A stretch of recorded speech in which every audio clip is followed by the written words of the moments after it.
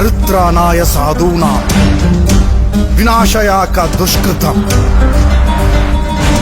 धर्म संस्थापनार्थाय संभवामि युगे युगे. விநாயகர் சிலை நம்ம ஏரியாக்குள்ள வரக்கூடாது. 20 கிலோமீட்டர் சுத்தி போக சொல்லு. விநாயகர் ஊர்வலம் நடக்குமாயா?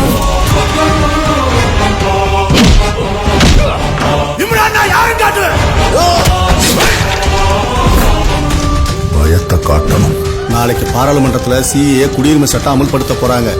அப்படி அவங்க அமல்படுத்திட்டாங்கன்னா இங்க இருக்கிற எல்லா முஸ்லிமையும் நாடு கடத்திடுவாங்க.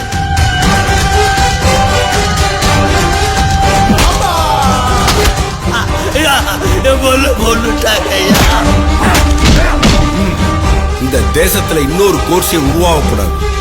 நீ இவனை நிக்கா பண்ணிக்கிட்டு எங்க மதத்துக்கு வரதா உன்னை இப்படியே உயிரோட விட்டுட்டு போயிட்டே இருக்கேன். கேவலம் இந்த உசுருக்கு பயந்துக்கிட்டு மதத்தை மாத்திக்கிற ஈன ஜாதியில நான் பிறக்கல. வேலுநாச்சியார் ராணி மங்கம்மா பிறந்த பூமியில நான் பிறந்திருக்கேன். உன்னால முடிஞ்சது பண்ணிக்கூட.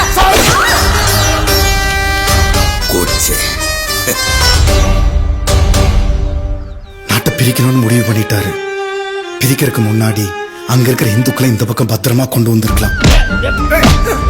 அது ஏன் செய்யலன்னா கோட்சேவுக்கு கோபம். காந்திய கோட்சே சுடும்போது அவர் யூஸ் பண்ண புல்லட் 2, ஆனா காந்தி உடம்புல இருந்தது 3. ஆமாயா, எதுக்கு காந்தியை காப்பாற்ற மாட்டாங்க நேரு அரசாங்கம்? சுதந்திர இந்தியாவுல காங்கிரஸே வேணாம், அது இந்தியாவுக்கு நல்லது இல்லைன்னு சொன்னதா இருக்கும். இந்துக்களுக்கு பெரும்பான்மையா இருக்கிற வரைக்கும் தான் நீங்க அமைதியா வாழ முடியும். அனைத்து ஜனநாயக உரிமையோட நீ வாழ முடியும்.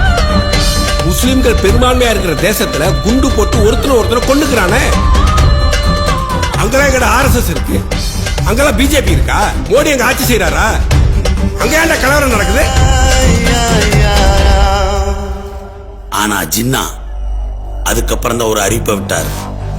அதுதான் நேரடி நாள். Direct action. ஹிந்தி படிக்க தோணுதா? அது படி. சரிப்பா. உன்னை யாராவது படிக்க கூடாதுன்னு சொன்னா அவனை வீடு தேடி போய் வெற்ற முதல் ஆளு அப்ப நானாதான் இருப்பேன்.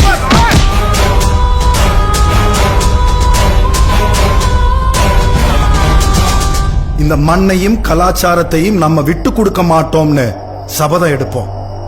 பாரத் மாதா கி ஜெய், பாரத் மாதா கி, பாரத் மாதா கி ஜெய்.